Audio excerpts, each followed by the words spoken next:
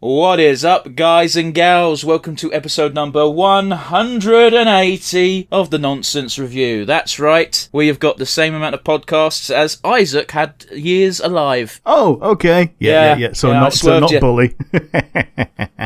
Yeah, I was going to... So not the number of degrees in a triangle. Oh, God, no. So according to the Book of Genesis, Isaac was alive for 180 years because, God. Yeah, weird. I'm your host, as always, Devon, and joining me equally as always is Rick. Hello, everybody. Now, today we are continuing our month of spin-offiness. What are we doing today, Rick? We're doing Ozzy and Drix. It's something that we kind of remember as both a movie and The Planet. So we're watching. Yeah, sorry, I just went straight into the Dr. Zayas skit. The movie or The Planet? The brand new multi-million-dollar musical. Yeah, we're watching the animated series today. So this is a spin-off of the movie Osmosis Jones, which I don't know about you, Rick. I remember seeing that film and remember being really grossed out by it. Oh, you were meant to be. That was kind of the point. You needed to know exactly how bad of a person this was and take it as a cautionary tale of wash your fucking hands. Yeah. I believe that was Bill Murray, wasn't it? It was. Yeah. So they changed it from Bill Murray to a kid in the show, I believe. Yeah, I was going to say, this is, you're going to see literally the first thing we cover in this episode is going to be, like, how come we're not following the adult anymore, and it's because of this bullshit reason. But yeah, just a little bit of background information for you guys, because we're going to try and be a proper podcast going forward, because we haven't been doing that for 3 years. So yeah, this is a spin-off of Osmosis Jones. Rick, this first aired on September 14th, 2002, and the last episode aired on July 5th, 2004. Okay. So I would have been 2 seasons. It got 2 seasons, yeah. I was prime age for this. Like I was 10 when this started, so definitely the target audience. Yeah, this was during the time that I was watching Dragon Ball Z on Cartoon Network. The footnote being that so that was the time when we actually had Cartoon Network. So yeah, was that Fun before times. It became fucking Toonami, or was it? I think that would have been prime Toonami years. Yeah, it was prime Toonami time when they moved the Toonami channel. I had to go find it again. Yeah. So spin-off of a famous movie. Obviously, that movie had some top-tier names because you kind of have to. The main characters were played by Chris Rock and David Hyde Pierce, respectively. They've been replaced in the cartoon by Phil Lamar. We both know him. He's Samurai Jack. And Jeff Bennett. Do you know what he's known for? I've heard the name. You have heard the name because I picked out one name from his cast list, and I'm like, Rick's going to know this character. Let's do a quick. No, Johnny Bravo. Was he in Johnny Bravo? Apparently he's Johnny Bravo. Oh, cool. Well, what I've got written here is he voiced Kyle Katarn in Outcast and Academy. Oh, okay. He also played Darth Revan in The Old Republic. Sweet. The Memorpaga. Sorry, I just like saying that word. So yeah, that's something you find a lot with these spin-offs based on movies with, let's say, big names, because let's be, Chris Rock and David Hyde Pierce are pretty high up in the acting sphere. They're not going to come for a fucking TV show. Yeah, if I went on the Google and the good old Jeopardy questions is, who did Jeff Bennett voice? Who is the voice of Darth Revan? Who voices Hadrak in Batman? Who is Johnny Bravo? So yeah, we did take a few choice examples from Jeff Bennett's career because he's one of those voice actors who has just been in so much shit. If you type his name into IMDb, he's in like 700 shows. Yeah, he's a bit like the Jim Cummings of Cartoon Network, it seems. Yeah, but funny enough, Jim Cummings is also in Osmosis Jones. Yeah. But yes, I think that's a suitable rundown of the show we'll be watching. Obviously, we're not going to jump straight in. Those of you familiar with the podcast know, before we actually get into the bulk of the review, we like to talk about our weeks and the goings-on in the Wide Bride universe. So with that in mind, Rick, how's your week been, buddy? Well, things that I did. I bought the new Humble Bundle, which is a big old RPG bundle, which finally gets me Baldur's Gate 1 and 2. But more importantly for us, really, it gets me on the Rogue Trader train. They might as well have called this bundle the Owlcat bundle. Yeah. Well, it was the Owlcat and like classic D&D stuff, like anything that was from before, well, Neverwinter Nights and before. They've got pretty much everything. I actually own one of the games in their Pool of Radiance because it was considerably cheaper than Neverwinter Nights when Neverwinter Nights was new, and a friend of mine bought Neverwinter Nights and I thought, man, this is cool, and couldn't afford it, so we bought the shit one instead. Well, that's fair. That's fair. Obviously, I passed on this bundle because most, if not all, the games are stuff I already had from a previous tabletop RPG bundle, including Path of the Righteous, I believe, is the most recent Pathfinder one. Yeah, so Wrath of the Righteous was the one that I already had, and apparently I also have DLC Pack 1, but not Pack 2, so I've got a spare code for Wrath of the Righteous and DLC Pack 1 that I've had no biters so far. Yeah, I could think of a few people who might just take that off you, but but most importantly, Rogue Trader, because that game's fucking great. Yeah. And another thing is Solar Opposites dropped Season 5, and for once it's on Disney Plus at the same time as American Hulu, so I've watched like 2 episodes of that already. Oh, that's good. Hulu's in a weird place because it's an American exclusive brand, more or less, but a lot of the shows that it gets don't just immediately go on Disney. They're kind of divvied up over here, and it's quite frustrating. Yeah, some things, because it's a network as well as like an ISP and all that stuff, it's they do have things that they can sell to normal TV networks, whereas like this, obviously they've just put it straight onto Disney Star, which is basically just the Hulu part of Disney Plus for us. Yeah. But yeah, it's interesting to see them. They dealt with the fallout of the last episode immediately, and they did the whole frickin' Netflix-itis thing, and they even say people on Hulu are going to be really, really confused about this, and then Corvo goes, "Don't talk about Hulu." I mean, I'm willing to give that a pass because they've made that joke before. Yep. And something that we both did. The Borderlands movie. Oh, okay. Fuck what I said before we started then. Go on. So I didn't hate it as much as anyone else seems to hate it, but I do think that the actors that they picked were, on average, double the age of the character that they should have been portraying. I mean, I don't really care about that. I mean, I do, but I don't. Here's the thing: is like my context for Borderlands is Borderlands 2. That's the game I played, and that's the game I give a fuck about. Borderlands 3, I played the intro, and it's kind of Borderlands 1 is very slow when you start. Oh, it's incredibly slow when you start. I think Handsome Jack doesn't show up until like 2/3 of the way through, does he? I don't know. I didn't get that far. That's what I'm saying. That's what I'm saying. Borderlands 2 is my jam. And guess who's in it from the beginning of Borderlands 2? Oh yeah, Handsome Jack with his face peeled off. Yeah, just constantly fucking shit talking. But yeah, anyway, I digress. This movie is not good. I don't think it's good for people who have little context, and I think it's even worse for people who have all the context. Yeah.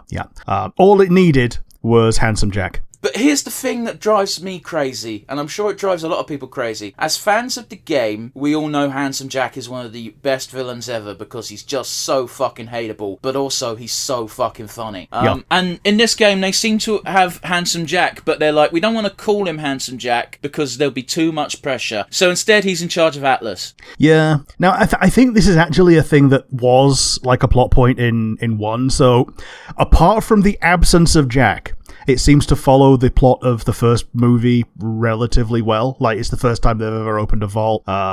Lilith being a siren, except she's, they keep it on the down low until she does the stuff. And they do the stupid fake out where they try and make Tiny Tina think that she's a siren. I don't know why they did that. Well, here's the curious thing, Rick, is, again, people who have played the games know Lilith is a siren. People who haven't played the games have watched movies before. Yes. It's very obvious what's going to happen. So why bother doing the bait and switch? I don't even know why fucking Tiny Tina was a MacGuffin in this movie. It would have been cool to just... They could have just had Tiny Tina show up in the junkyard and do crazy fucking explosive shit. I just want to point out, I am giving no guff to the actors. I think all the actors did a wonderful job. I don't think they should have played the characters they played, but they gave it their all. Even fucking Kevin Hart, who gives glimpses of Roland, but then the director's like, no, you gotta be Kevin Hart again. Yeah, absolutely. Like, he has his big damn heroes moment when he's... That's what Roland is. That's what Roland does. And then he has to go back to one-liners and being a short man. Yeah, we paid for Kevin Hart. We want Kevin Hart. Yeah. There was a guy that stood up and was really angry in the theater after the movie finished. And And he went, Roland is meant to be big and serious. What's Kevin Hart got in common with Roland? But here's the thing: is like I didn't really care too much about the physical looks because it's a movie. It doesn't fucking have to be a 1-to-1 translation. But the fact they made him so fucking not Roland. Yeah, they even brought up the fact that he was short and made him a butt of jokes already. Rick, I've got a question for you. Who was the piss scene for? Oh, who was it for? I guess for children, because, okay, here's something that happened. When I was sitting down with my friends, I was like, oh, this film should at least have one good action scene. Spoiler, it didn't. But we sat down and they were like, oh, by the way, it's a 12A. And I went, what the fuck do you mean it's a 12A? I thought it was at least a 15. Yeah. And it shows, again, my bar for the movie to not be complete dog shit was to have one good action scene. So many cuts, so many muzzle flashes, purely because they can't show people dying. Yeah.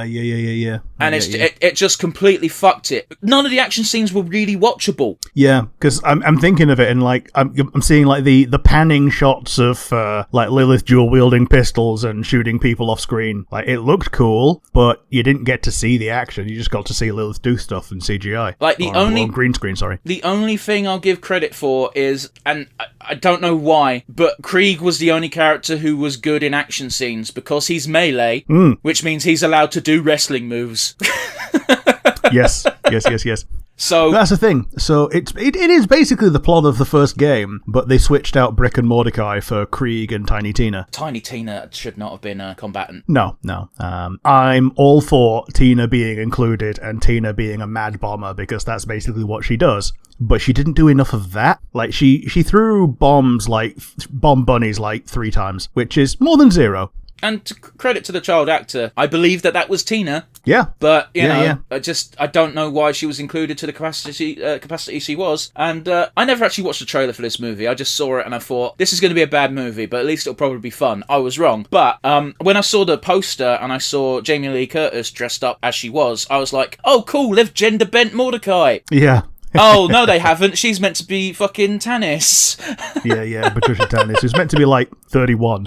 Again, the age thing doesn't really bother me. And, again, it's one of those where you got to give the actors some credit, because Jamie Lee Curtis, I was like, wow, she's portraying an autistic as fuck person very well. Yes.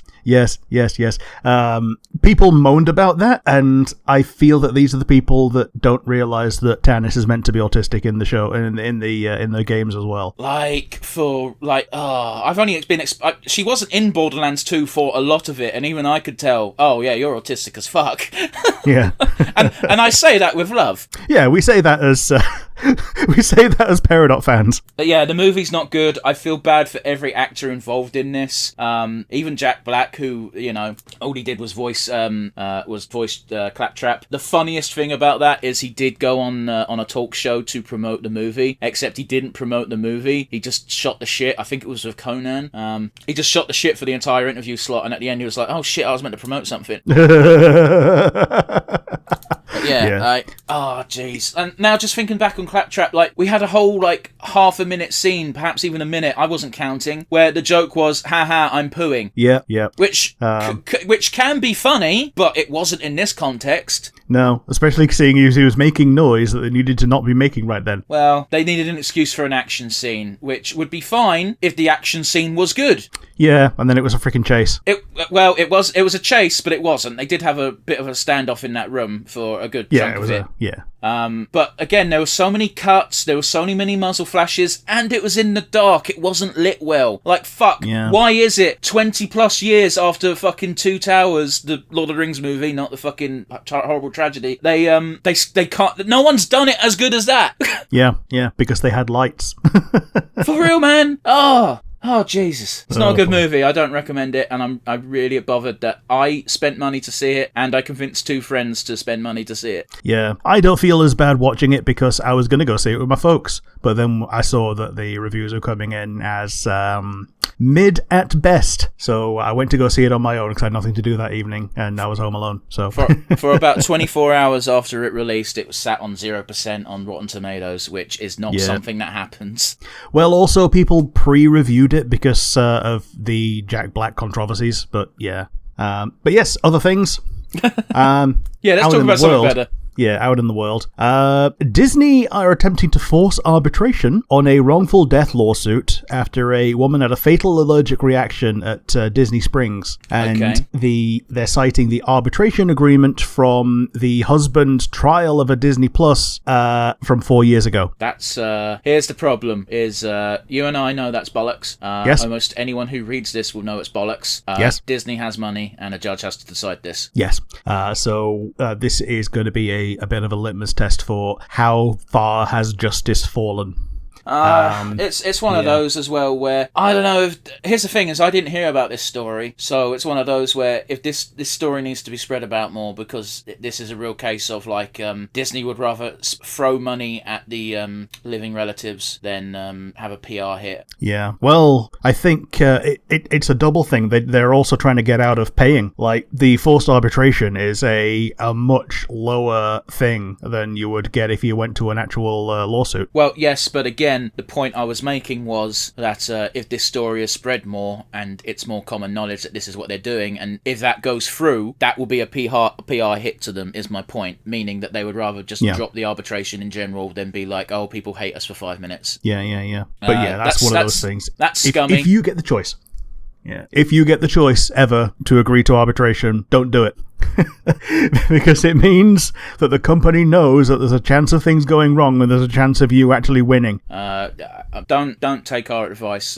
Listen to your lawyer. Oh, yeah. If your lawyer says go for that word, which I'm not going to repeat because I'm fucking it up, then chances are your lawyer's like, we're probably not going to win in court, so just take what you can get. Yeah. But yeah, no, if that's what they're actually trying to do, then that's bullshit, and I don't think they got a leg to stand on. Yeah. Idol Corporation is one of the smaller VTuber corporations, have been bought out. And the one person from there that I watch, Rin Penrose, is leaving. And uncommon for the VTuber industry, she's being able to keep her IP and essentially buy the IP with a 1-year revenue share. You're saying that's unusual, but that sounds like it would be quite a common thing. Like, it's one of those things that, yeah, it could be common. If companies like that worked the way they do in the West, it should work like that almost all the time. But a lot of them either are Japanese or, it's like they can operate the Japanese way, which is like, if you leave the company and you keep the character, anything that you do in character after that will reflect poorly on the company because people might not know that you've left. Yeah, sure, I guess, but wrestling exists in Japan. Yeah. And I know how wrestling companies treat that sort of shit, and they're like, Unless unless the company came up with the character. This is something that WWE used to do, and everyone fucking hated them for it, is they'd get a big name off the indies or off a rival company, and then they'd change their name because they wanted to own the character. Yeah. So that's usually how it goes in wrestling companies, is if your name changes when you get to the company, that's because they don't give a fuck who you were before, you're working for them now, this is your character in the WWE, we're using them as an example. They've gotten rid of that lately because Vince McMahon's fucked off and we're not going to dwell on him, but yeah, that tends to be how it goes. And unfortunately, I have to use this analogy because I'm not that up to date on the idol business. Yeah. But yes, I got to know about Bim Bembos from YouTube Shorts because they really did blow up. She managed to hack the algorithm, as it were. And you know how the algorithm goes. As soon as some people watch it, it offers it to more. As soon as more people watch it, it offers it to everybody. She's basically the pirate software of VTubers in terms of shorts, as far as I'm concerned. Fair enough, man. Rachel Lillis. I have this on mine as well. Yeah, she was the voice of Jessie, Misty, and Jigglypuff as well. Has passed away, age 46. Yeah, she had a long battle with cancer. Yes, going to be sadly missed. I'm really surprised that she's essentially only 10 years older than me, because when I was watching Pokemon, the adults who were adults were very obviously adults. I'm sorry, that's not correct. She was 55. Was she 55? Okay, yeah. Well, I've got it written down that she was 46. Oh well. No, she was 55. I was like, she's like 20 years older than you. Yeah. Either way, no fucking age. Oh, absolutely not. Absolutely not. I'm now going to have to Google, though, because now I'm worried that I wrote down the wrong age, because I whenever someone passes away, I write down their age, because if it's young, it's fucking a tragedy. Yeah, really. it's even more tragic. Yeah. Rachel Lillis, 1969, 55 years old. Okay. Yeah, she was 55. Not to excuse it. It's again, in my opinion, 55 is far too young, and to lose your life to cancer is just, that is a miserable end. Not to make things sound dour, but it's not a good time. Not at all. Yeah, and as I say, going to be sorely missed. And the last thing was something that I was not in any way expecting to see this week. Katawa Shoujo releases on Steam today. What? Katawa Shoujo, the 4chan visual novel. No, I was saying what in disbelief, not what as in I don't know what you're talking about. Yeah. So, does this mean we can finally have an excuse to do a retrospective on Katawa Shoujo, which I've been pushing for since we started the podcast? Well, I guess, yeah, I can just go through, get my achievements. Now that it's relevant again. Yeah, sure, why not? Oh, cool, we were running out of After Dark ideas. Yeah. Yeah, Katawa Shoujo is one of those really amazing things, and by that I mean, my mind was blown when I was told after playing it that, oh, did you know this was made by 4chan? And I'm like, how? It's treated weirdly sensitively considering it's made by them guys. Well, except that even the name just means gimpy chicks, essentially. You only know that if you speak Japanese. Yeah, like it's like Katawa is when referring to a person is like the equivalent of saying like spacker or whatever. Oh dear. Yeah, it's that bad. Ooh. Yeah, but Lily though. Oh yes. We could have an argue about waifus right here, right now, but we're not going to do that. You're going to have to tune in to when we do a retrospective. Yes. And how everybody ended up on frickin' Rin's route first. Oh, sorry, they ended up on Emmy's route first. I was going to say, like, the girl with no legs is who I ended up with, and that was just because Yeah, the nurse says go do exercise, and you do exercise, you have a heart attack, and they end up on Emmy's route. Yeah. Yeah, because you have to refuse racing her, basically, in order to not, unlock anyone else's route. Yeah. Anyway, yeah, we'll talk about that in depth on a retro, perhaps next Friday. Maybe so. It's not going to be next Friday. We've got something better. It's not going to be next Friday. I'm not going to play through it that quickly. Especially now that I've got freaking Road Trader. I was going to say, it's difficult to play games one-handed. I can do it. When it's a mouse game, it's fine. Yeah, I mean, I'm taking the piss anyway. I don't... Yeah. I don't know. It's not... It's one of those visual novels that it has sex scenes, but I can't imagine wanking over it. Yeah, they're just there. It's not a tug game. It don't feel like it. Anyway. No, it's not. It's not a game for tug. This is longer than I thought we'd spend on this. So, what's next? Yeah, the next bit is when I throw over to you, minus one subject because I accidentally took Borderlands away from you. But yes, how have you been? What have you seen out in the wide world? Rick, I have finally finished Like a Dragon Infinite Wealth. Ah, sweet. That game came out earlier in the year. I've been doing this really annoying thing where I like to try and do everything in Yakuza games, which is the worst way to play Yakuza games. Oh, yeah. There's just so much to do. I am missing 4 achievements. I didn't max out all of Kasuga's personality traits. I didn't complete the Tokyo Infinite Dungeon because I wanted to beat the game. I haven't got Kasuga to level 70 because that just requires grinding for a long time or buying the New Game Plus DLC, which no. Or oh yeah, that rubbed me the wrong way as well. It's New Game Plus. You do get other things as well. There is an expansion, but it's not enough, and it really did. I'm not paying to play New Game Plus. This used to just be included. Yes. And I didn't get the achievement for taking a photograph of a rainbow because I can't be arsed. I wanted to beat the game. Sure. That game's good. Of course it is. It's Yakuza. I'm now going to spoil the ending. That nearly made me tear up. Because the very final shot is Kazuya in a wheelchair in a doctor's office, and the doctor asks him his name, and he says Kazuya Kiryu, and then the achievement pops that says the man that regained his name, and I'm just like trying not to cry like a little bitch. Ooh, yeah. It ended on that. I think they've finally finished Kiryu's story. I think he's finally just not going to appear in future games, apart from as an NPC potentially. But like I remember playing Yakuza 6 and getting halfway through Yakuza 6 and being like, I think this is going to be Kiryu's last game. I think they're going to kill him, and then they didn't, but they did. It was weird. But anyway, I think Ichiban's a great new protagonist. He is just such a nice person, and it's so different from Kiryu. Like it would have been so easy to just take Kiryu and do that again, but instead they went, no. Because Kiryu's always been a nice guy, but he's always been stoic and like the encapsulation of that Japanese image of manhood. Yeah, stoic, absolutely. I like, even before you said it, like that was the word I had in my head. Cool, great. Glad that's spot on. For someone who hasn't even played the game, I don't think. Yeah, because like even I've seen the Yaijutsu typing. Yeah.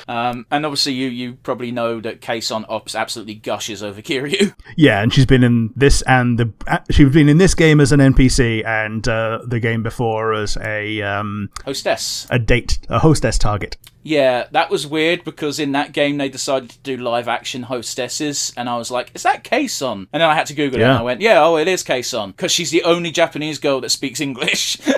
Yeah. And sounds like that when doing so. True, and also it's really hard not to notice her assets. Oh, yes. Kason is very gifted in the chess department, and like she flaunts it enough that I don't think that's offensive to say. But yeah, this game had me marking out near the end. Here's the thing is, we had two finales. You had the finale to Ichiban's party and the finale to, I almost called him John Kazuya, John Yakuza even, to Kiryu's party. And before the final started, the main bad guy for that side of the game said, "You're going to meet me at midnight at Millennium Tower," and I rolled my eyes because every single Yakuza game ends at the top of fucking Millennium Tower. And when you're climbing it up, before you even go to that, Kiryu puts on his suit again, his white and red suit, and he combs back his hair, and he just looks like him, but with some grey in his hair, and it's such a good shot. And there's a fight halfway through the climb of the tower where you get, basically the OGs come back and they join your party for one fight, and it just feels so good. You've got these cool kung fu moves, and then Majima's just stabbing a motherfucker. It's so funny because it looks like everyone's being very careful with their moves to not do permanent damage and then just murder. But yeah, it's a good game. I don't know how much people would appreciate this if it's their first Yakuza game. Yeah, I'm sure that if I just jumped straight in with this, I wouldn't get the gravitas of losing someone that you followed from day zero. Someone actually shared a meme ages ago, which I didn't really have the context for, but it was a picture of Kazuya in the first game, all bright-eyed and bushy-tailed, and it was a picture of Kazuya at the end of Like a Dragon, but I didn't know this at the time, where he looks very skinny, he looks very gaunt, and he's got cancer, for fuck's sake, he's dying. And the caption for the left one is, "Despite everything," and the caption above the right one is just, "It's still you." And I'm like, oh fuck. This series has been going on for 20 fucking years, man, and it's hard to pay it off that well. So kudos to the fucking team. Yeah, absolutely. In other personal news, Rick, I've watched the first 2 episodes of Fallout. Okay, did you like it? I did. I really liked the first episode. I liked Lucy immediately, and here's the thing: is I've never beaten a Fallout game because I can never play it. I get bored. They're not my thing. But I've played plenty of them to know that as soon as we started in the vault, it was like, oh yeah, so shit's going to go wrong immediately, because that's how every Fallout game starts. Yeah, and it does before the end of the episode 1. It does before like halfway through. Yeah. So I also, it's on a timer until shit goes down. Oh, absolutely. I didn't expect it to go quite as poorly as it did, or rather, it didn't even go as poorly as it does in the games. Because in the games, it's usually the main character is the last one left. But in this, like Lucy just left. There were still like a dozen people left behind in the vault. Yeah. Well, quite a lot of the time there are people left in the vault. Like in the very first game, you just get sent out to get a new water chip. Oh, that's really good, Rick. The fucking first game that no fuckers ever played. In the second game, you don't even start in a vault. So again, come across a vault city. Much like Elder Scrolls 1 and 2, no one's played these games. Yeah, exactly. One thinks, when someone thinks of Elder Scrolls or Fallout, they don't think of number 1 and number 2, because they're such different games. They're basically like old school tabletop games. Yeah. People generally start at Fallout 3, which is when there was a bit of a shift from the Black Isle style to the Bethesda style, where Fallout was basically Oblivion with guns, and then Skyrim is Fallout without guns. Yes, I've also seen that comic book guy meme. Yeah. But yeah, here's the only thing, Rick, is I've seen pictures of the Ghoul character long before I watched this show because lots of people had hard-ons for him. So when we start with that open of the Cowboy Slim guy, I'm like, oh, I know you. Yeah, Walton Goggins. I know who you're going to play. I will say the opens to both these episodes really fucked me up. They were both very depressing. As soon as they were talking about the thumb thing for the Fallout bombs going off, I was like, oh, I wonder how long until that's gonna... Oh, immediately. Oh, no. Yep. And then the second one started with casual dog murder, which I have... Here's the thing. I don't have kids, but I do have dogs. So seeing people just casually throw dogs into a furnace really fucked with me. Oh, Jesus. Yeah. And then obviously later on in that episode, I nearly had a fucking, not a cry, but I was very sad because the Ghoul character, who has been touted as very cool, murdered a dog. Yep. But then the episode ended and he's not that heartless. He was to be fair, he was defending himself and it was completely justified, but I'm watching a show and I like dogs. But then he brought the dog back to life, so he's not actually an arsehole. Yeah, and that's the dog that stays around. Yeah. The episode ended with... here's the thing, is I like all three main characters. I'm going to treat them as the three main characters because they got title cards in the first episode. I like Lucy, I like Maximus, and I like the Ghoul. They're all very interesting. They're all interesting. And none of them have ever cut away from a story, or rather a part of their tale, to cut to another character, and I've gone, oh. Yeah, it's always oh, sweet, let's see what this person's doing. Yeah. I don't know if they're ever going to reveal it. I hope they do, because I don't want to think Maximus is a dickhead. But they really framed it that he either could have, or he either was or wasn't the guy who put that razor blade in the boot. And I don't know if they're ever going to reveal the truth of that. Okay. I'll stay shut up then. Well, you can just say, do they reveal what the truth was? They do. Cool. Yeah, there is a reveal. Cool. I want to hope it wasn't Maximus, because he seems like a good dude so far. But yeah, he's a grade A dipshit. that's a fucked up thing to do to your best mate if he did do it. Again, I want to believe that he didn't, and he does seem genuinely fucking remorseful about like he's horrified by it. Yeah, that's a good word for it. He seems genuinely like fucking, I wish this didn't happen. But that again, it's very plausible that he did, because he didn't want to be left alone with all these dickhead bullies when his only friend's been fucking promoted. Yep. So yeah, I'm very curious to see what happens with that. I like the fact that he doesn't know how the fuck to use power armor. That's a great detail. Yeah. And honestly, that fight scene between him and the Ghoul was just fucking creme de la creme. And I just watched Borderlands last week. This is how you do a fucking action scene. Fuck. Yeah. And it's just...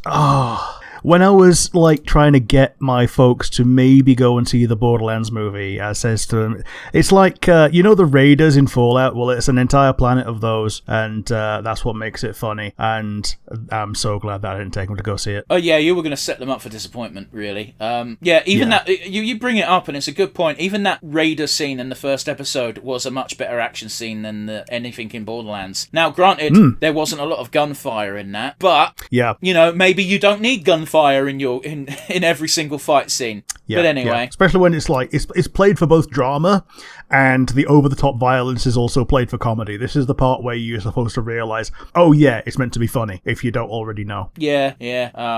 I felt really bad for the little brother. Yes. So that's going to be... I don't know if we're ever going to cut back to the vault, but I'll be interested to see what happens with that. You do. That's good. He has to live with the knowledge that he hid during that fight as well. It's kind of an interesting dynamic, really. Yeah, but at the same time, I don't know how old he's meant to be, but he does feel like an actual kid. He's clearly old kid, but not 18. Yeah, exactly. If I see a 16-year-old in walking past me, my brain goes, that is a child. Oh yeah, a capable child, but a child nonetheless. Yeah, I'm twice your age. I can call you a kid. Yeah. You're all 12 to me. I don't care if you've got a beard and a deep voice. You're 12. But yeah, it's I've got 6 episodes left to go. Obviously, I've also only got 6 days left of my free prime. So yeah, it's pretty much going to be a minimum of an episode of a day. So I'll probably be talking about the finale next week. Maybe we could do a retro on it. Yeah, I have to do a bit of a recap of it myself. But yeah, absolutely. So yeah, Rick, you ready for news?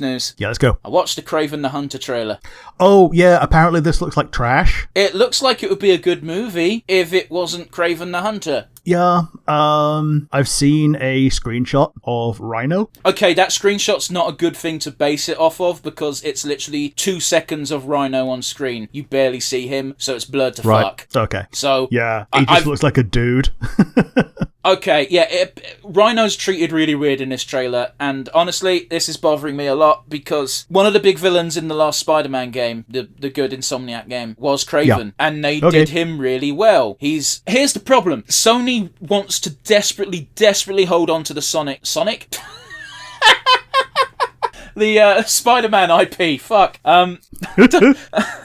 I don't know where that came from. They desperately want to hold on to the Spider-Man IP, so they're making every single Spider-Man villain a fucking movie. But the thing about Spider-Man villains is, they're really shit if there's no Spider-Man. Or if there's no hero. Like, Spider-Man in particular, but no hero ever. Like, yeah. I think Kraven's meant to be a good guy in this, is he? They seem to be portraying... Well, Morbius is a good guy in his movie. Yeah. Which is kind of okay, because Morbius is one of those characters, much like Venom, where he walks a line. Yeah, like, it's based on what's he against? Is he against something worse? Well, he's a good guy. Pretty much. Like, in the Let There Be Carnage storyline, Morbius helps Spider-Man from the shadows. It's not really explained why, other than, if everybody gets killed, then I have no food. So, you know. Anyway, I digress. This trailer doesn't make the film look good. I don't know if I'm going to see it or not. I might actually skip it. It depends on what my friends think, because I don't mind watching shit movies if I'm going with people. Yeah. Rick, do you want to talk about some relatively unknown chap called Mr. Beast? Oh, okay. I've seen a little bit of controversy on him. Like, someone's pointed out that a lot of his videos have been faked because the character who does the contest and wins turns out to just have been one of his employees. Well, there's that. There's the fact that they literally imprisoned a dude for like 30 days against his will. Oof. There's a lot of stuff. Okay, so for those of you who don't know who Mr. Beast is, because you're over the age of 12, and yes, I will say that, he specifically markets towards children. Much like with Logan Paul, Rick, you and I are not going to consume this guy's content. We're not his target audience, and thank fuck for that. Yeah. He's essentially touted as this generation's PewDiePie. Jeez. In terms of how far-reaching his content is and how popular he is. Like, I don't know. I think PewDiePie's been knocked off the top spot already, but I mean, Mr. Beast is kind of closing in. Well, here's the thing is, Rick, I have to look at this motherfucker's face 3 times a week because we don't watch YouTube videos on our podcast account, which means the videos we get suggested when I log onto the YouTube homepage to upload a video are just what YouTube wants to promote. And there's always 3 or 4 Mr. Beast videos, as well as Sideman and KSI, other channels I don't give a fuck about. And he's always got a cold, lifeless fucking... I think this is the guy that basically popularized the thumbnail trope of, here's my stupid fucking face in the corner while something's going on in the background. Yeah, that and the stupid shocked face. Yeah. Yeah. But yeah, there's some... I've watched 2 videos at this point. It's about a former employee who's coming out against him because I like to listen to shit while I play games, and I was like, oh boy, Mr. Beast crumbles. Did you know he's got a chocolate bar range and a fast food restaurant in the States? Yeah, so the fast food restaurant was a weird one where he basically paid restaurants to drop ship burgers to places marked up with his branding and guarantee of content, as it were. So what does that it's mean? one of those that so it's like a quality guarantee because he's essentially selected these restaurants. He's essentially giving the mark of approval for, yeah, this restaurant is good enough to do a Mr. Beast burger, and they will make their equivalent of a Big Mac, slap the Mr. Beast branding on it, and then send it out for like $20 or whatever, instead of like a $6 burger that it's meant to be. Have you seen the logo, by the way, for Mr. Beast's burgers? burgers. Is that the one Look it that's up like a right now, claw? because I can't... No, it's not. Look up Mr. Beast Burger logo right now. I'll wait, because I can't describe it with any justice, and I just want your honest opinion on what the fuck they were thinking. Mr. Beast Burger. Make sure you put logo, otherwise you'll get just pictures of just disgusting undercooked burgers. Okay, so it looks like it's just a burger, but instead of the burger, it says Mr. Beast Burger. Yeah, but the colours, Rick. Yeah, I don't know why there's blue in the burger. Yeah, like, what the fuck? Like, what was wrestling thinking? Except replace wrestling with Mr. Beast.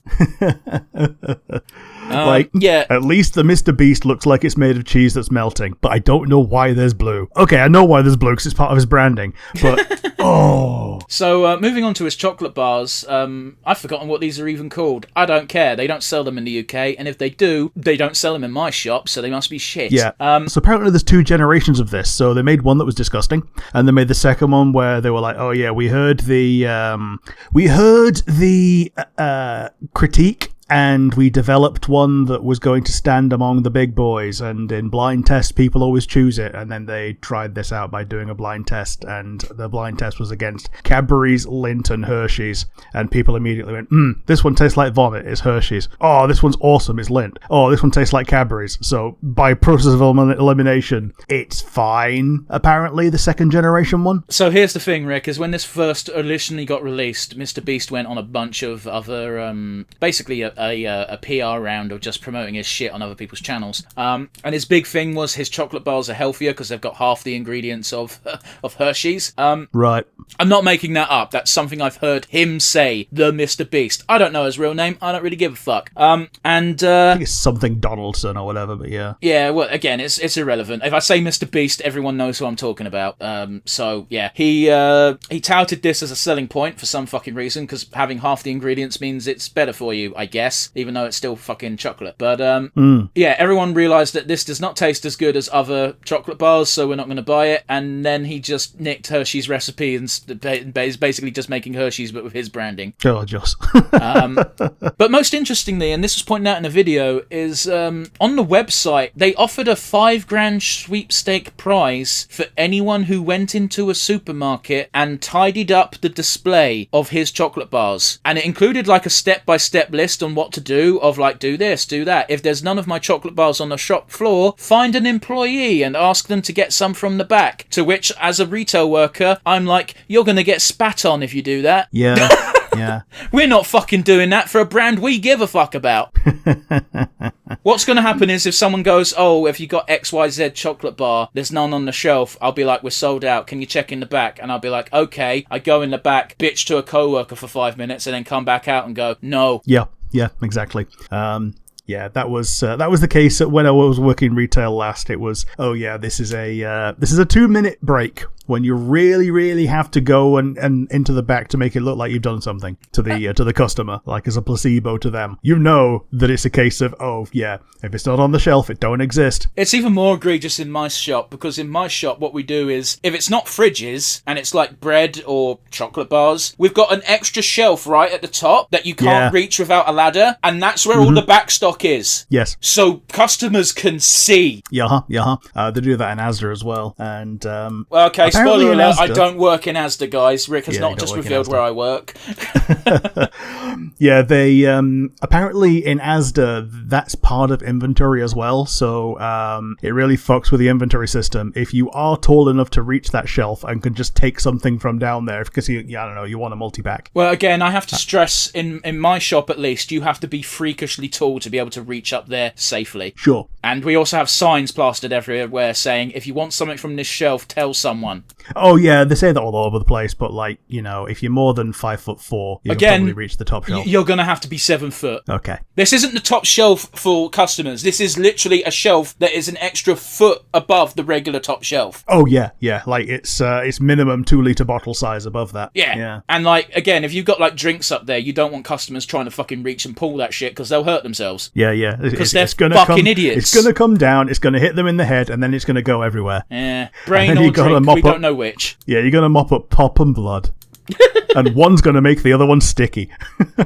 Yeah. But perhaps the most egregious thing Mr. Beast is being accused of is, for those of you who don't know, he's got a deal with Amazon Prime at the moment. He's making a show for them. He's making a game show, which seems to be his bread and butter. And okay. in order to pick the contestants, he's allowed to do his like pre-selection phase as videos and content for his YouTube channel. This was not overseen by Amazon because it's nothing to do with them, that part of the show, so they don't give a fuck. About 5,000 people they had for this, and there are literal horror stories being published of people with medications. They've been told to bring X amount of medication with them so that they can have the right medication if they need it, like insulin and shit like that. Stuff that is literally life-saving and necessary to keep breathing. And people, not everyone, but a percentage of people have come forward as saying, yeah, they just didn't give me my shit. Meals were meant to be provided, and they kind of were, but apparently it was basically leftover stock of their chocolate bars. That part, I don't know if that's true or not, if that was someone trying to be funny, but, you know, people with dietary requirements, like I'm a vegetarian, or I can't eat this, otherwise I will need an EpiPen, were just not fed, allegedly. Oof.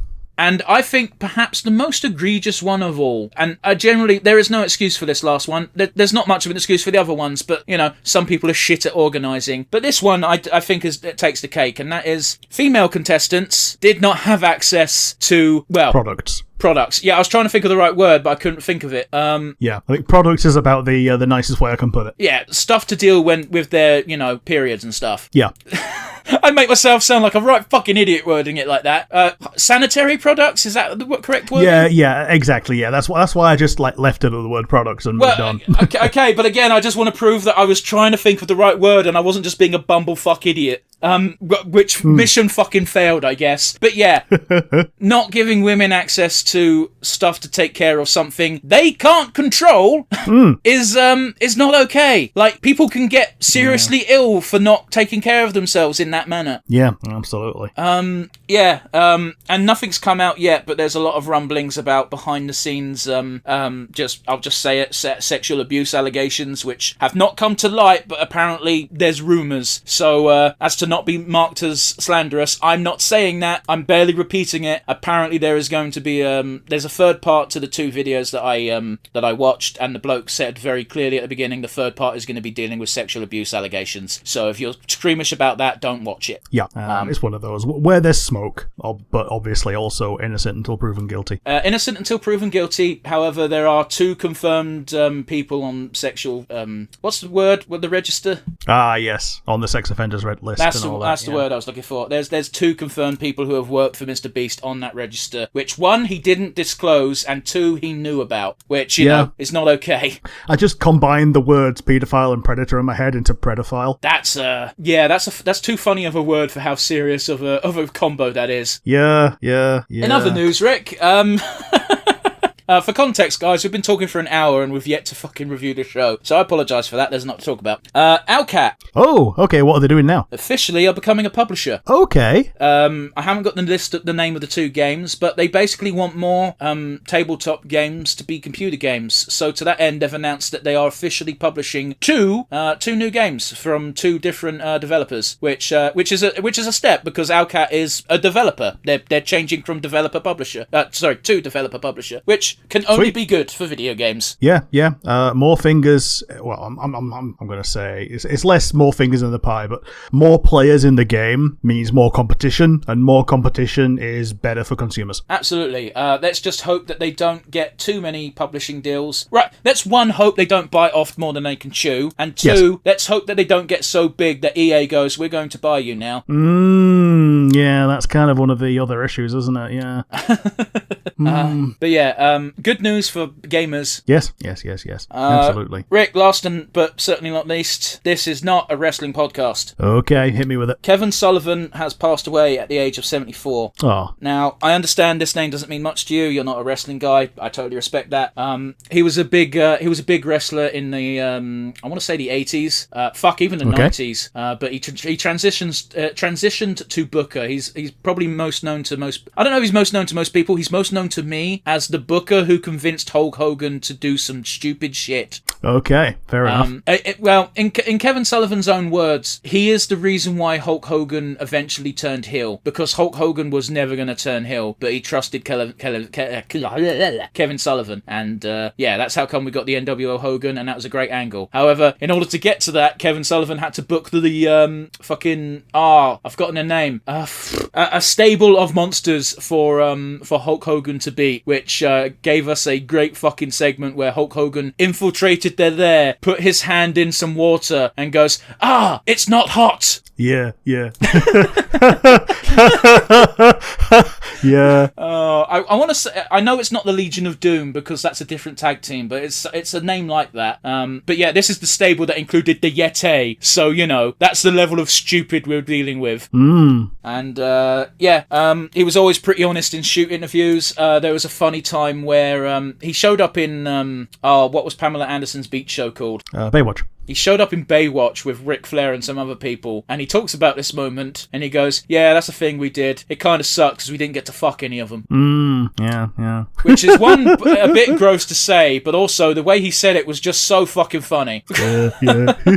But yeah, Kevin Sullivan, again, it's just more people who were around during the territory days slowly going away, and the more of them that go away, the more easily wrestling history is to morph and disfigure into ways that people who are still around want to remember it. Looking at you, cunt Hogan. So yeah, that about does it for news, guys. It's been a bit of a long one. We apologise, but there was a lot to talk about. Rick, what are we doing? We're doing Ozzy and Drix, Season 1, Episode 1, Home with Hector. 3, 2, 1, and go.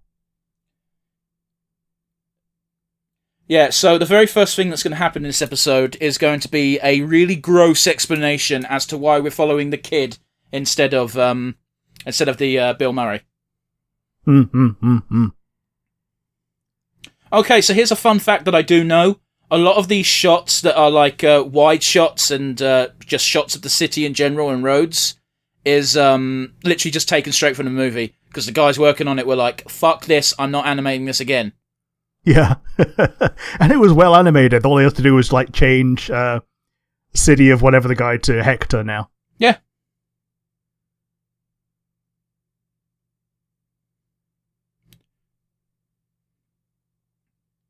So I will give Phil Lamar quite a bit of credit here, because the first time you hear Ozzy talk, we're not there yet, but we'll get there. He does a really good Chris Rock impression.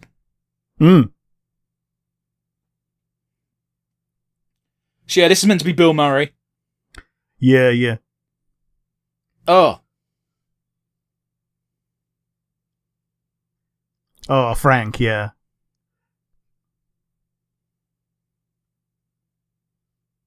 Like, if you didn't know, you'd say that was still Chris Rock. Yeah.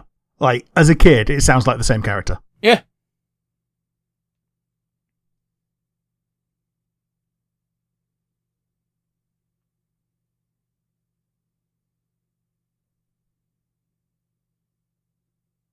You think they'd give him a bigger motor, wouldn't you? Yeah, you'd think. I like how Drix is still, slightly CGI. I get you. I would not want to live in Bowtown. Oh, no. Oh, yeah, it's stretchy. I'll be honest, that's a pretty good impression of David Hyde Pierce as well. Yeah.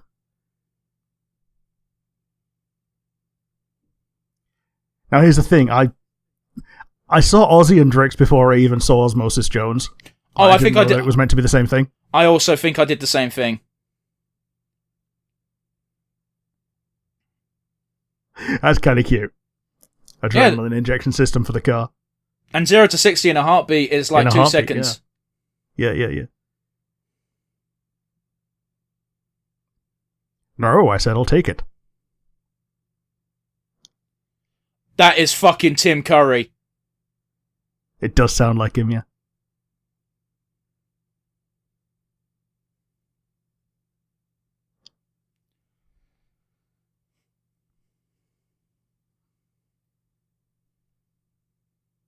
Actually, I'm a bacteria.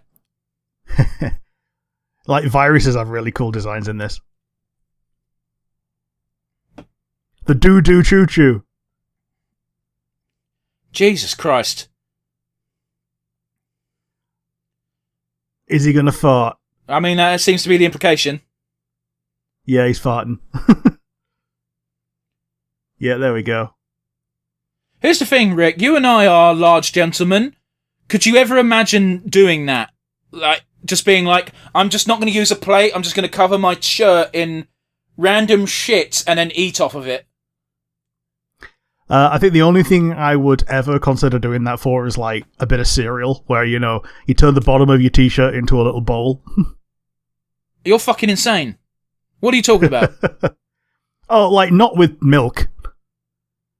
But what are you why would you ever eat off a shirt?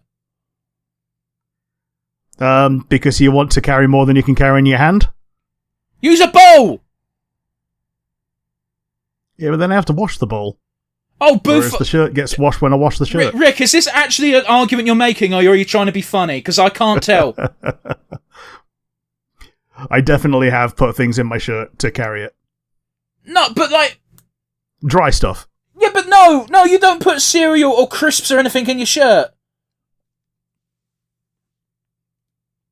Well, if it's crisps, it usually stays in the bag. Oh, they're going to get sucked out.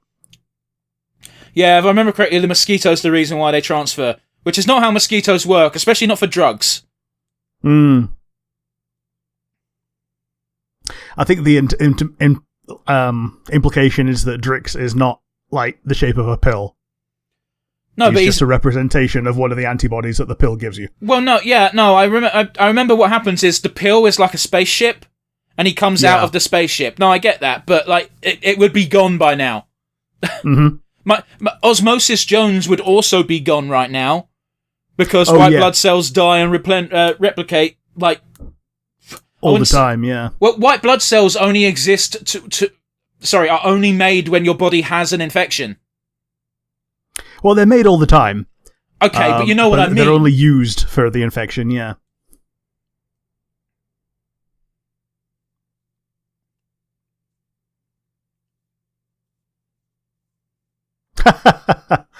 Oh, okay. That's cute. Yeah. So they're calling this fucker, they're hunting the Scarlet Fever, which I believe is the villain from the movie. Okay. But he looked cooler than that in the movie.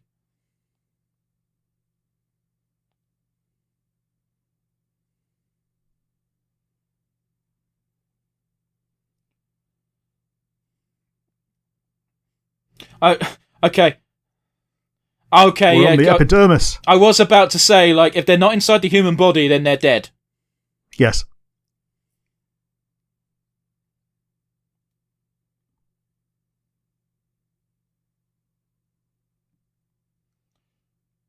Kind of ironic, calling it a code blue when he turns orange. Yeah. Well, they want to keep him blue, I think.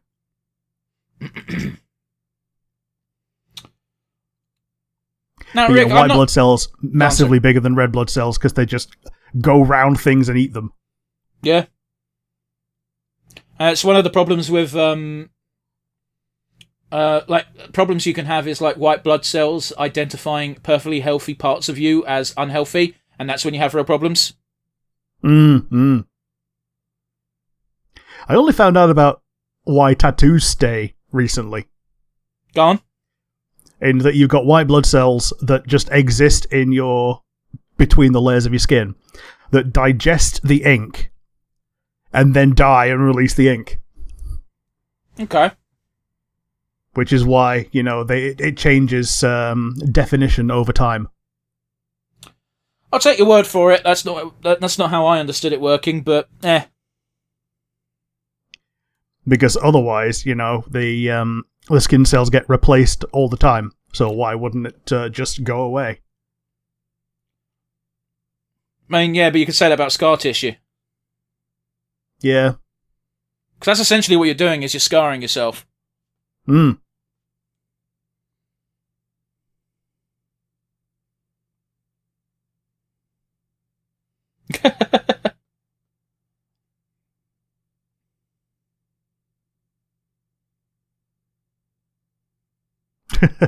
True. But yeah, I don't know if you noticed about me, Rick, but I get really squeamish about anything medical. Oh, yeah. Yeah. So these shows are really not the most fun to watch.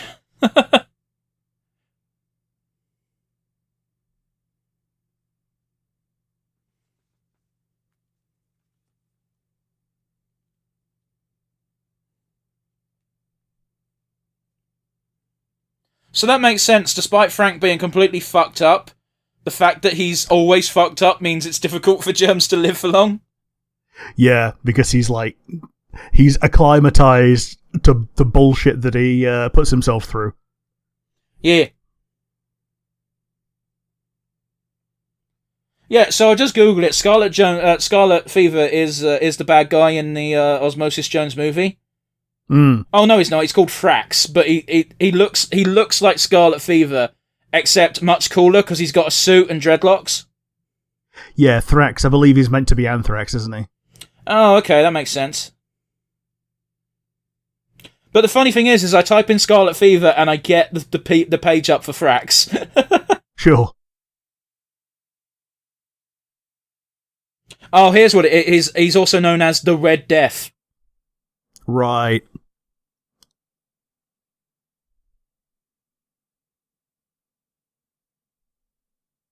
If I remember rightly, the goal he has in the movie is he killed one person in a month, then a week, and his new goal with Frank was to do it in a day. Yeah.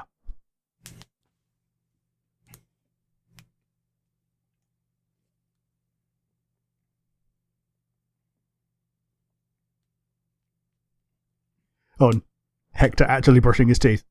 And flossing. Hmm.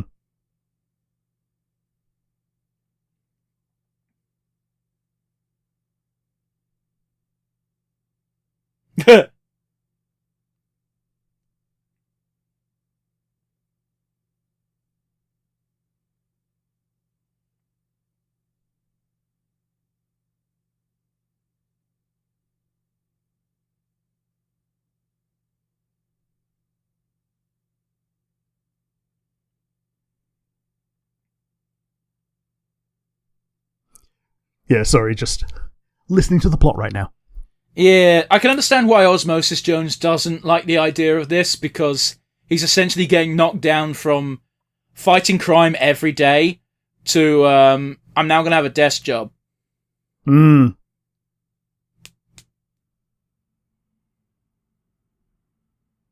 Oh yeah, the white blood cells here are all scientists. The fucking nerds. And obviously the big guy in charge is like, nah, I don't care.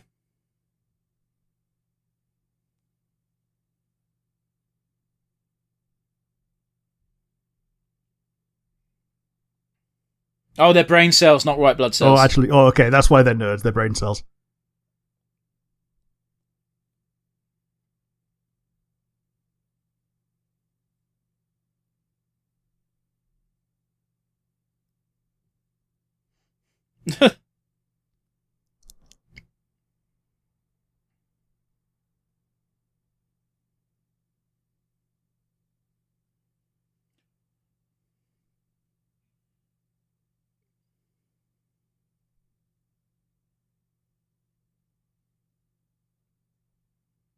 That's not back to Frank, that's just out of Hector.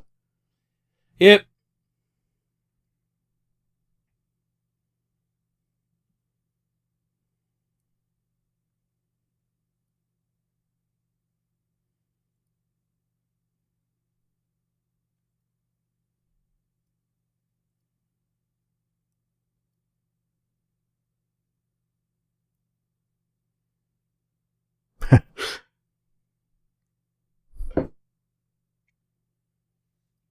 Oh, she's got the own.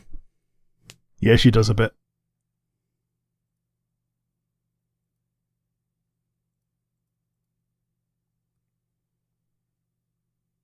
Yeah, I remember that. When the languages teacher would be all nice when using the language that they're teaching, and then they'd just shout at you in English. Well, my language classes weren't like that, Rick. Sure. Well, we have many. We had French and Spanish, and neither were taught that well. I had French and German. I had a chance of Spanish, but I did DT instead.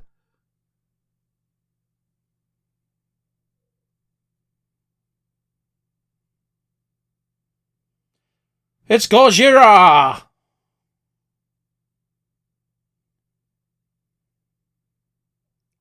Dying cells.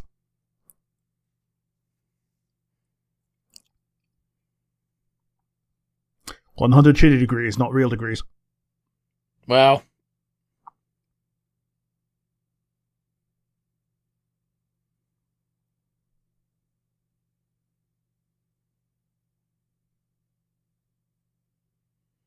Yeah, the answer should have been, I'm looking at him. Literally right here. Run him over. Run him over. Oh, fuck me. We're going to talk over this. Yeah. So, for those of you not in the know, and might be using a different source than us, we just had a minor ad break, which involved an advertisement for Yu-Gi-Oh! Yes. So yeah, exactly. Very 2002.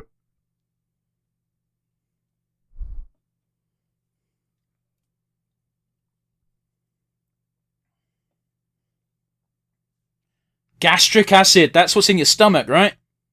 Yes. It's some of the strongest acid known to man. Yeah, I don't just think not the most concentrated. I was going to say, it's pH 1. I don't think you want to be shooting that in whatever part of the body you're currently in. Nah. If you're not in the stomach, your acid shouldn't be there. No. That's why acid reflux fucking sucks. Yeah.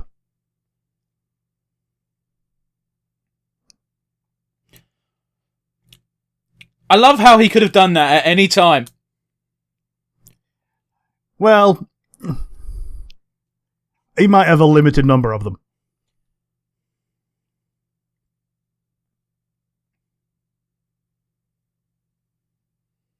I really want to get to the credits and see Tim Curry's name, because it sounds like him. It does, doesn't it?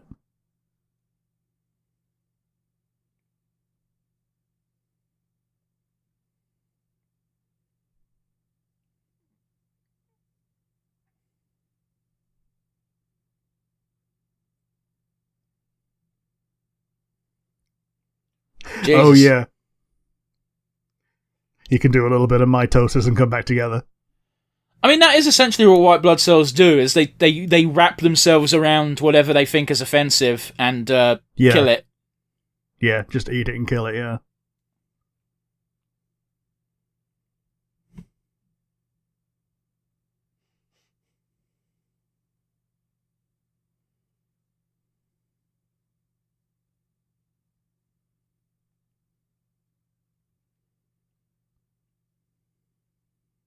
Just melt the controls. Like, for real, innit? Well, they didn't show him hitting the ground, Drix, which means... Oh, never mind. I thought he was dead. Yeah, Drix was going, yeah.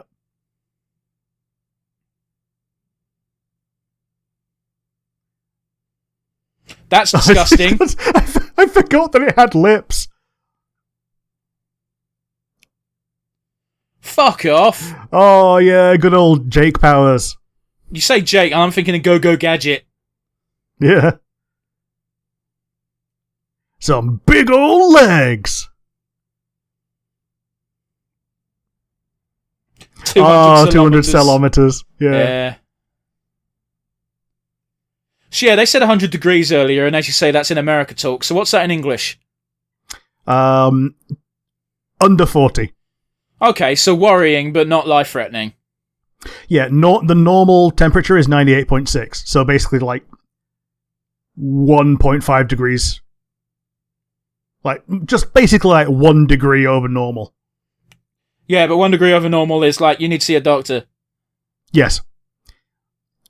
Like, for 5 minutes, it's uncomfortable. But if it's like persistent, yeah, go and get some actual medical attention. I remember, like, one of the worst feelings when you got a proper fucking fever is that feeling of, I'm hot, but I'm also cold, and I don't know how to fix this. Yeah. My body is shivering, my head is burning. And every time I move more than an inch, my head just goes, nope. Yep.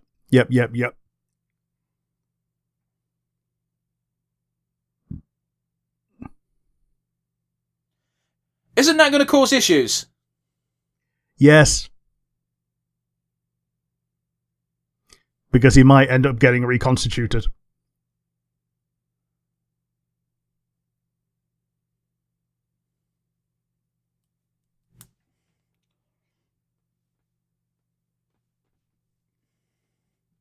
Take your time, Jesus. Innit? Hmm.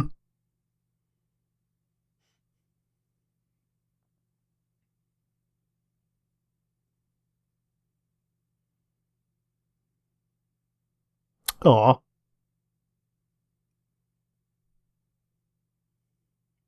I guess that's it then.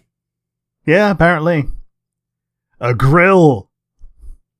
All the blood suddenly rushed to a certain area. Oh, yeah, we even saw the red blood cells doing it as well.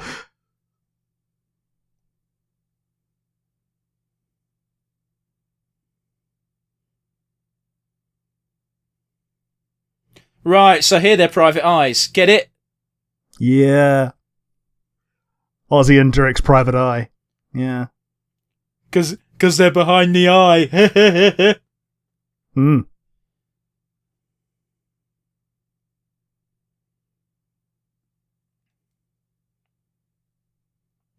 Well, yeah, that's another thing. Yeah. Waving hands.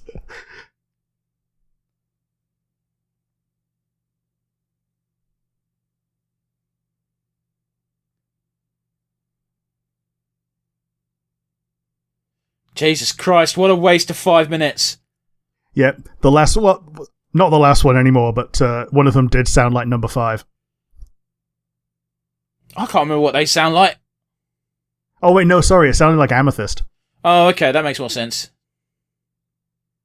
This was 20 years ago, so not impossible, but also well before Amethyst. Yes. Drix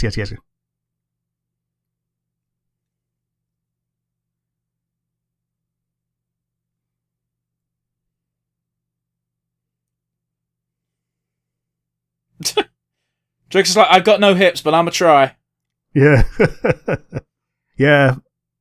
That went far too quick for me to look at the fucking cast.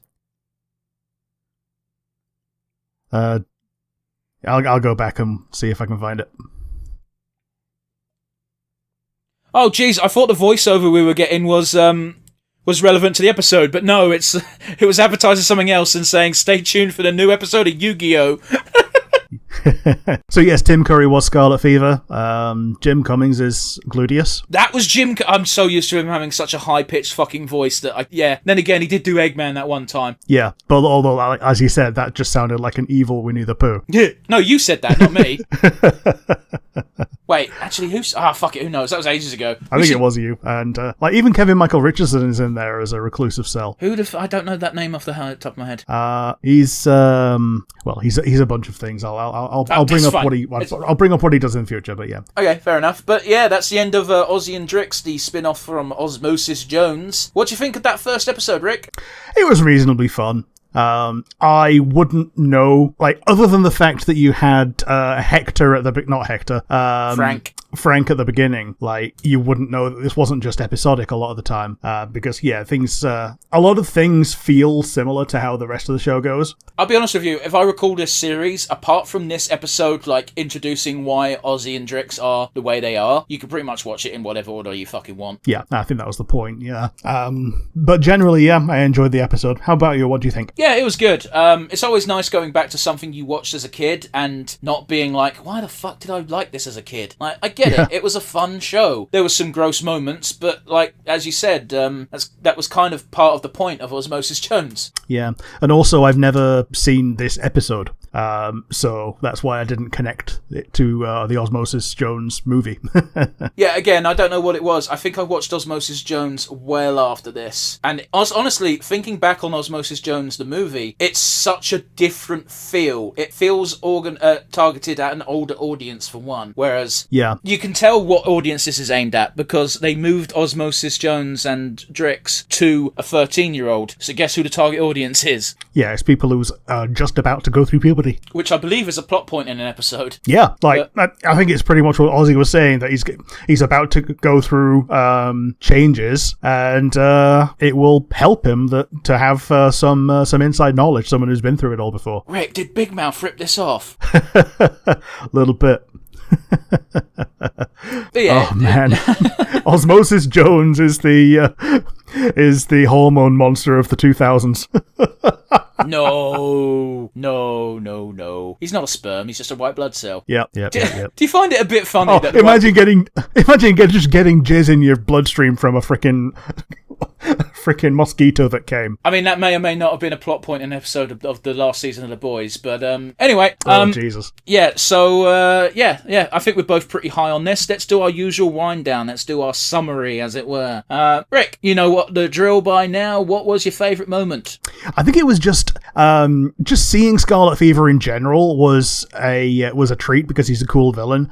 But I think the thing that I really like is when he uses his power, he just ignites his claw and just infects things in real time. I think that's a really cool visual, and I liked it when he was doing it in the big old fight when he was all powered up. Before he got on the helicopter. I think that's after he was found in the car. I think that's part of the reason why I confused him for the villain in the actual movie, because that's a thing that the villain does, and it's very cool. He's got the same gimmick of the one very pointy claw, and it fucks shit up. Yes. I will say, compared to the villain in the main movie, I think Scarlet Fever looks a bit shit. Oh, he looks a bit shit, but they don't have the animation budget to do this all the time, you know? But yeah, how about you? What was your favourite moment? My favourite moment was when they're driving Ozzy and Drix to the bladder to excrete them, and they weren't shy about, by the way, this one woman white blood cell clearly wants to fuck Drix. Oh, yes. I find moments like that which are innocent enough in a children's program, but at the same time suggestive enough that everyone who knows what sex is like, oh, I see what's going on here. I find moments like that quite funny. Yeah. Good old Ellen Patella, yeah. But yeah, let's get down to things. We both know we don't like to just talk about the good. We also like to talk about the bad. So with that in mind, do you have a weakest link?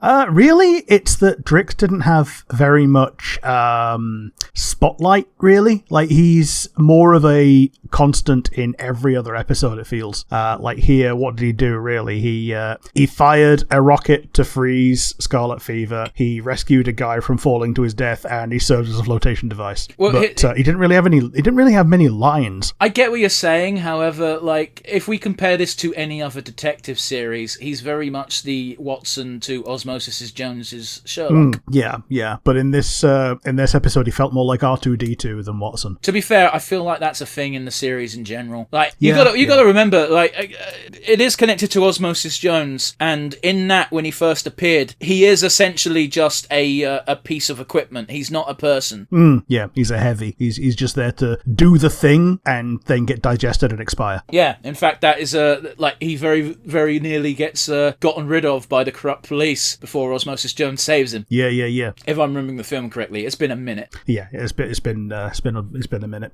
But yeah, how about you? What was your weakest link? Oh, my weakest link was, and they can't help it, it's a TV show with a much stricter budget. It does not look as good as the movie.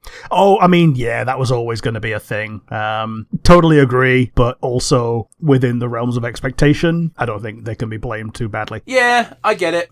But, like, even the design of the villain, this is a Villain of the Week show, so, like, it shouldn't be too big of a deal. But, like, again, they were trying to invoke, I think, the absolute coolness that Frax was from the movie, and condense him into the new art style. And maybe it was to help transition over to, this is the art style going forward, fucking eat a shit, nerds. But, I think maybe they started with someone who didn't look and act quite so much like the villain of the movie. It might have been a bit better. And, you know, when they do the wide sweeping shots that are just ripped from the movie because it's easier, it's very noticeable.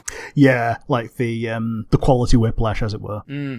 Like, I'm not criticising them for it. I get it. I super get it. There's also a bit of a tighter time frame when you're making a cartoon series than a movie. So, you know, I'm not going to crucify them over it, but it's very noticeable. Very, very noticeable indeed. Yes. So let's get to the crowning glory, as it were. Do you have an MVP today? I'm going to give it to Phil Lamar.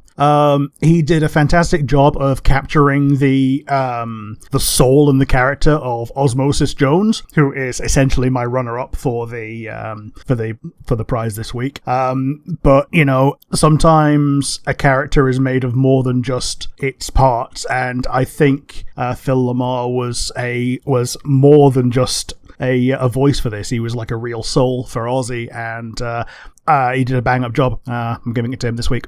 How about you? Who's going to be your MVP? I love how sometimes you just don't give me a chance to probe and question and elaborate on your points. Before we get to my MVP, I just want to give a shout out in general to the VAs, because again, Ozzy and Drix are the only characters who are transferring over from the movie. And yes, you and I know better, and also we did dives, so we gave you the actual VAs. But both Bennett and Lamar, if you didn't know, you'd be hard pressed to think that it wasn't just Chris Rock and David Hyde Pierce reprising their roles. They did a good job in that aspect. It doesn't feel like they're copying the actors so much as copying the characters. Yes, absolutely. It's one of those things. Even when I'm doing voices, it's a lot easier to do a character voice because there are already caricatures that a voice actor is doing. So it's easier to do Homer than a Dan Castellaneta voice. Okay, yeah, it's easier. You said that I think name Matt Berry's really. The only. You said that name really fast, so I had no idea what the fuck you said. It took me a minute to be like, oh right, the voice actor for Homer. Yeah, I think the only exception is Matt Berry because he just does the Matt Berry voice. Well, I can't think of anything that he's just voiced. He's only ever been a character in a show. I think he's fucking hilarious in everything he's been in. But that's because he's just playing Matt Berry.